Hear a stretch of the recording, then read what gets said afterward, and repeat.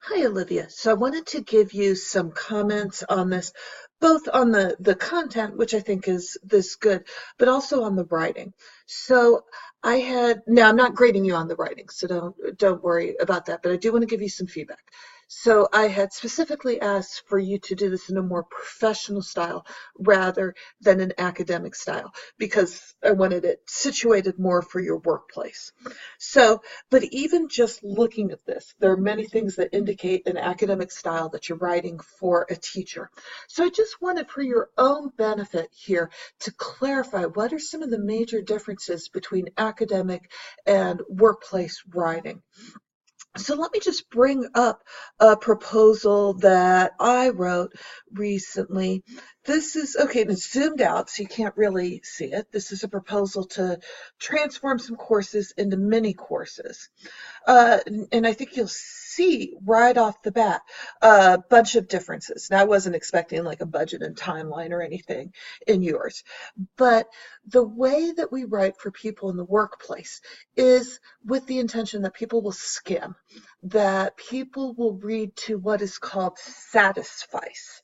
Uh, and satisfice is satisfice here. That they read just the minimal amount that they need in order to understand and in order to make a decision. So if you look at this proposal that we wrote, and I want to focus right on here. So our subject heading says what we're doing. The first sentence states our purpose and provides a brief overview of why we want to do this and then the benefits for doing it. Um, Let me show you another proposal here. So this is a proposal for a new textbook series. It's a little more formal than the other one, which was written in memo style. And so this is maybe more of a hybrid between an academic and professional style. But even so, you'll see how it's divided, chunked into various sections, shorter paragraphs. If we go down, you see I get even more chunking, lots of bullet points. This is to enable skimming. We know from research that information that appears in a topic sentence in the first sentence of a paragraph is more likely to be remembered by people if you quiz them about the content afterwards. So doing things that have more first sentences and bulleted lists, people will skim at least the first sentence of each bullet, at least for the first few, and then they'll certainly read these bold words here. Then again, with introducing this proposal here.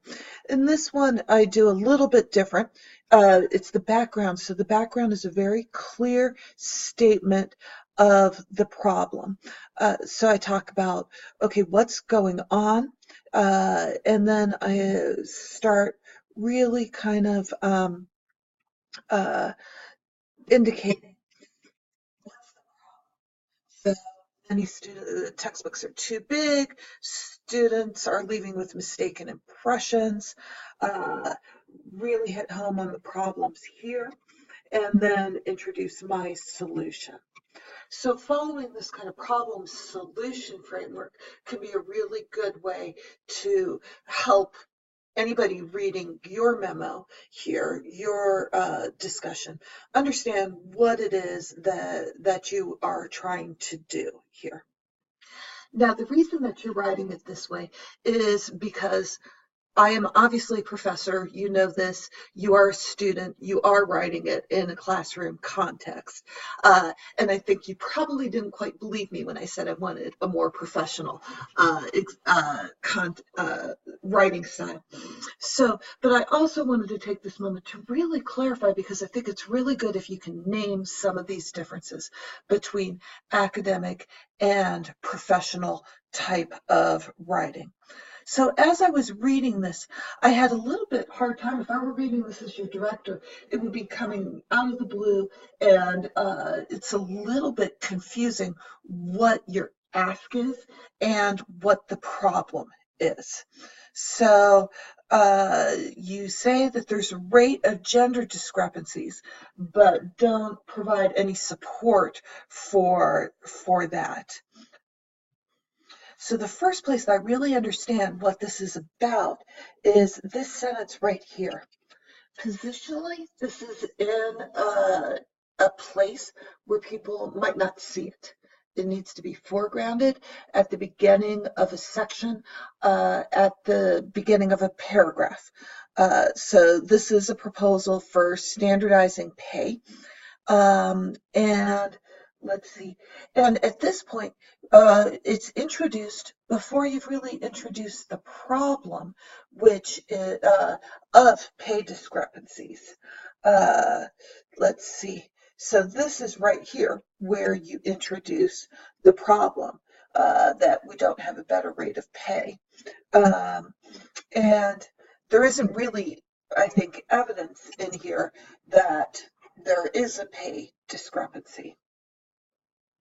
Now, also in the proposal, I would expect a little bit more detail here about how the director would go about managing this equal pay type situation. So as far as a classroom assignment, you read a reading, you accurately summarized the main points of the reading, and you applied it to a context. So that's very good. In terms of a workplace, providing the information that your director would actually need to implement this proposal, this still has ways to go.